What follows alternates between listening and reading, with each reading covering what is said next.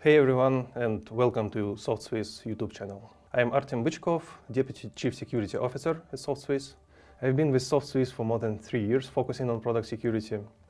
I work closely with development and engineering teams to ensure that security is an integral part from the very beginning of the product development. And today we are diving into a topic that hits every gaming platform, big or small, cybersecurity. Top cybersecurity threats in 2025 are actually not new to the industry. The attacks cybercriminals use were predating the industry years before. We still see malware as a service that's used to launch denial-of-service attacks during major events.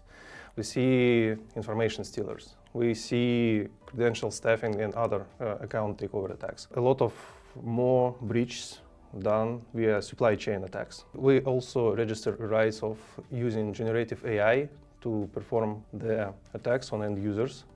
Cybercriminals started to use it for spear phishing by generating voices, mimicking videos of real people to trick victims to do what they want them to do.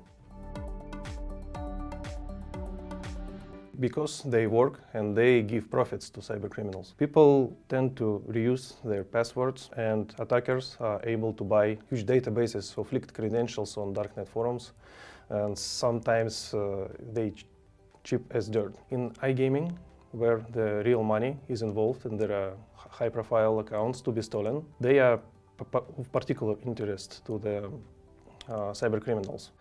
This is why we think that multi-factor authentication is essential for both players and employees of iGaming companies.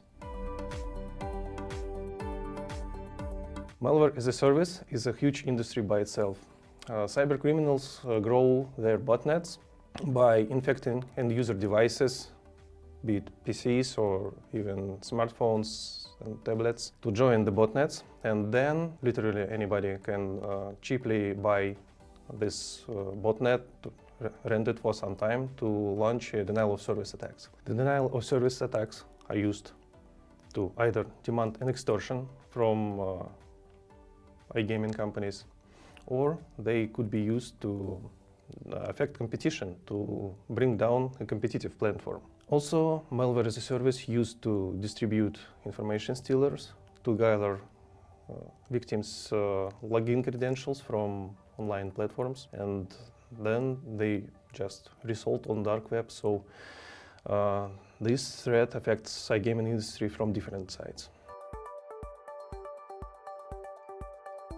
Yes, and that's often how attacks begin. Sometimes a compromised vendor, cloud provider, UI library, or analytics tool can become an access point or stepping stone inside your environment. This is why you have to closely monitor supply chain security in your environment.